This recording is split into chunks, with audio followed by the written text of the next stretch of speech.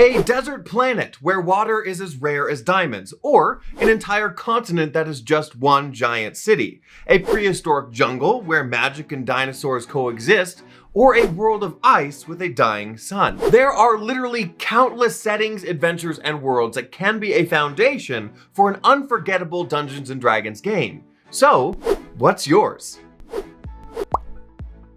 Hello Acolytes, welcome to the Cleric Corner. My name is Riker, and here we talk about all things Dungeons & Dragons, tapping into our higher powers to create worlds more unique and stories more impactful. Creating a unique campaign that players get excited about comes pretty easy for some. Others find it hard to be inspired, or a recent wave of writer's block requires a jump start for creativity. So today, let's talk about different avenues of making a world and campaign unique, possibly playing with elements that you never have before. And by the end of the video, you might have your whole world fleshed out. So first we look at genre. The style, subject matter, and feeling of your overall campaign. Many people will say to play other ttrpgs depending on the genre you play, but if you do want to stick with the familiar rule set of D&D, it is still flexible enough for most things that you want to implement. Genres like crime and mystery, grim dark, western, pulp noir, or sci-fi, different from the normal sword and sorcery genre that D&D is usually set in. These can inform how you build your world and what you put in it. But if you can, make sure that you involve your players in the process of this world building. What kind of genres interest your group in playing? There are also more specific genres that you can explore, like steampunk, cyberpunk, bronzepunk, biopunk, apocalypse, stonepunk, and more. And I'm actually currently having a series on punk genres in D&D that you can check out, starting with the video where I give a breakdown of all the major ones. Ask yourself and your table if they want something more scary and intense, or light and magical, or flavorful and explorative, or maybe a little bit of multiple. After all, Star Wars is both a sci-fi and a fantasy, and then you can start to build your world around the kind of story that you and your players want to tell. Next, we have the planet, or the world that your story will be set in. This world can be large, small, have many land masses, only island chains, or one massive Pangea.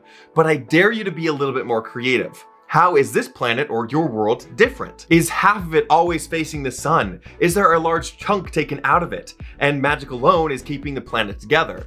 Maybe your planet is flat, cubed, or oblong. Is there two planets locked in orbit and you only know of the life forms of the other planet but have never traveled there? And when it comes to planets, there are literally limitless differences between them. NASA has yet to find a planet exactly like ours and no two similar elsewhere. So in the multiverse of D&D, maybe your planet has red plants instead of green. Maybe your atmosphere makes the sky purple instead of blue. Weather phenomenons that fit more to a gas giant than any Earth-like world. Rare metals and mineral pockets that grow in almost an intelligent way. And no need to flesh out what all of these mean, I'm just talking visually. Make your planet look different. And I admit I get a lot of this inspiration from the game Spore. If you played it, you understand. Great game. But I will say that sometimes an entire world can fit a lot in a D&D setting, and is sometimes completely unnecessary to your story. Full campaigns can be done in a single city, like Drakenheim. Some can be in a desert, like Mad Max. So when you think of your planet and you have a general idea of what it looks like, focus in on a certain location or biome. You can let your genre inform your location. Maybe you're on a sci-fi space station or a biopunk in the jungle. But why not alter your expectations with that a bit? What would a Western look like in space? Or what would a crime and mystery look like underwater? There's also the Arctic, the Badlands, mountains, savanna, tundra, or even the landscape of lava and ash. Leaning into a single aspect of your world will help focus your efforts and creativity to create an evocative story without having to overwhelm yourself with filling a whole world and encounters of all types. It helps focus the narrative and players to the story at hand. Drakenheim wouldn't be near as interesting if the city was merely a location on a large map instead of the focus of a campaign. You may think that limiting, but in my experience, structure can both inform and help the creative process rather than hindering it. And from what I've seen, the Dungeon Dudes still have not run out of ideas. As an added tip, I will add here, when it comes to creativity, it is important to say yes and. I've talked about it before on the channel, but it is an improv principle where you take what is given and then add to it instead of shutting it down. Instead of saying that something is impossible or won't work, ask yourself, how can it? Now, some of you may have realized already that a lot of what I'm talking about is actually from my monthly magazine that I've put out. With a world building randomizer in August and a star system builder in this month's issue, it gives you a menagerie of roll tables to inform basically everything that we've been talking about. This helps us keep our minds open to fun combinations and possibilities. So if you roll a horror thriller genre but with a solar punk elements, usually a setting of hope, you might say that that doesn't work and that's impossible. Instead, ask yourself how it can, and you might find an incredibly eccentric setting where the natural ecosystem your city is built upon have started turning people into plant-like abominations. Or if you rolled a gear punk in the jungle, perhaps the gear technology isn't metal at all, but all made of wood. If you want copies of the magazine, you can get them through my Patreon, where you'll be able to actually get the current issue and the previous one, or you can get them through my website linked below. But to expand your world even further, instead of different kinds of worlds, you might want to explore different kinds of planes. Think about campaign in Hell, Mechanus, the Feywild or Shadowfell, or even the heavens of Isgard or Mount Celestia. Planescape Adventures have given guidelines before that you can refer to as we wait for the 5e update next fall. But implement the same creativity as we've talked about before. What would a tropical adventure look like in Hell? What would a swamp look like within the gears of Mechanus? A volcano in the Feywild? Or a jungle on the asteroid in the middle of the Astral Sea? Now, a futuristic sci-fi in the Shadowfell might be a really interesting exploration of advancement run by the negative emotions of fear and loneliness. Gives me like real Black Mirror vibes. And another thing to consider is how old your world is. The age of your world or civilization can inform a lot about your tools at your disposal. Now, of course, you don't have to consider every little thing we talk about here. It's a lot. But an open tool set where you can mix and match until you find something that you're excited about is super helpful. So consider if your world is set in prehistoric times and you're still working with stone tools at best, exploring the dangers of giant lizard beasts and the power of fire. Your world could be going through an advancement of a renaissance, filling the culture with new art and advancement.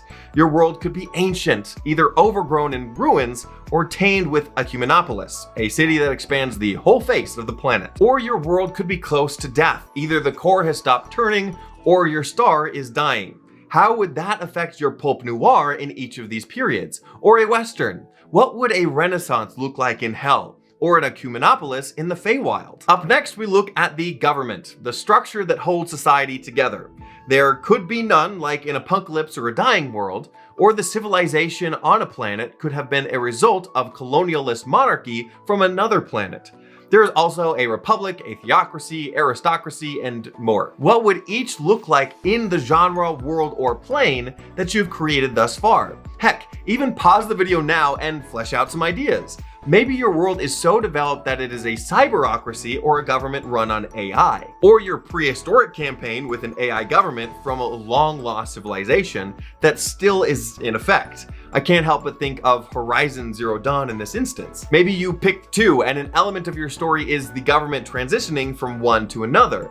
But an anarchy in a lawful evil hell is a weird oxymoron that might be worth exploring. But next to government, we have culture, often informed by the focus of society. What does the society value and how is it reflected in the art, iconography, construction, wardrobe, traditions, and the rituals of this civilization? This could be your world as a whole, or the thing that separates one group from another. Some things that might inform culture are military force, types of food and drink, entertainment, tools and skills, resource exports, knowledge and stories, languages, and in this case magic, or values and morality. What does your biopunk look like with a culture surrounding food? Is it different than a biopunk setting with a culture surrounding their military? It should be. What would the entertainment culture look like in the Badlands versus the Arctic? And of course, religion is another large force that informs culture. You can create your own pantheon, which this magazine helps you do as well, or keep it simple by either making it a monotheism or stealing a pantheon from one of D&D's many examples. With the many domains of religion being justice or invention, renewal or conquest, celebrations or the forge, winter, death, luck, trickery, along with so many others, the main question really is though, is just what does your community value the most? But being in a magic setting, we can explore some fun elements of magic as well, that ultimately I see largely unexplored in most campaigns. In most cases, magic magic is just there, a tool to use when available as resources allow. And you have to ask yourself first how high or low the magic is in your setting, being everywhere and easily accessed, or only accessed by the few, being relatively new. Then ask yourself what magic is and how we view it. Is it an unknown force that flows through all things? Is it a life force that we become part of it as we die? Is it a science to be harnessed, or a sentient life form that thinks for itself? It may not be a focus of your story, but can inform roleplay and magical interactions throughout. But speaking of the focus of your story, all good stories have conflicts. Why build a world to play in with nothing to fix or overcome? In most cases, people refer to the main conflict in a campaign being the BBEG, an individual that threatens the player's way of life in some way, but it doesn't always have to be just an individual, or that individual can be but a pawn in the real threat of the story. I'm talking about things like ecological collapse, psychological distress on a large scale, sudden climate change, one god being killed and substituted by another, economic collapse, societal collapse, a series of discovery of new and unknown part of the world. How would any of these central conflicts inform your setting or genre? How would your characters solve the issue if there wasn't a single person that was calling these shots? And what if there was a person calling these shots? Another thing to consider that might add unique twists to your center conflicts are the monsters and creatures that populate your world. Dragons, oozes, undead, giants, fae, elementals, and more. What would be the driving threat in the story, if any? Natural disasters caused by giants might be a lot different than ones caused by oozes. How do dragons or faes have an influence in a societal collapse? What would a plague look like coming from elemental creatures? And these threats could be on a large scale, like overpopulation or invasion, or a single type of creature that is the focal point of said conflict. A BBEG doesn't have to be an intelligent one, after all. And you know what? With all of these ideas together, why not roll up a world, just me and you, and we can go through the creation process together. So I actually rolled all of this off camera. I promise this is 100% random, but here's what I rolled. I rolled a sword and sorcery game with Decopunk style set in a single biome of Savannah. Just going through a Renaissance period with a white sky instead of blue and black plants instead of green, which actually works because many Decopunks can be in a style of black and white. So maybe I'll just make the whole setting black and white. I think that might be fun. But this also gives me a tribalism type government with tools and objects informing the culture. There is also one god, but they ignore the world. Magic is an intelligent entity, and the main conflicts are magical cults with the beast creature type. Okay, so now that we have the list here, let's make it a campaign.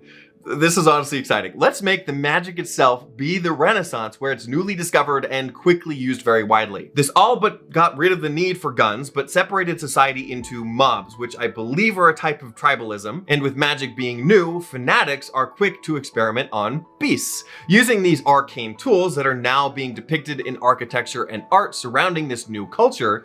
Starting with cats and dogs, then going larger, the cultists accidentally have been populating corners of the city with dangerous arcane creatures. The magic itself, of course, being a sentient entity, has reached out in suggestive thoughts to our adventurers to stop it from being misused. Boom! A whole campaign from nothing, and honestly a setting I would love to play in, and never would have existed if I didn't roll some unique concepts and work to fit it all together. So tell me about your worlds and settings. What kind of unique elements are you exploring at your table?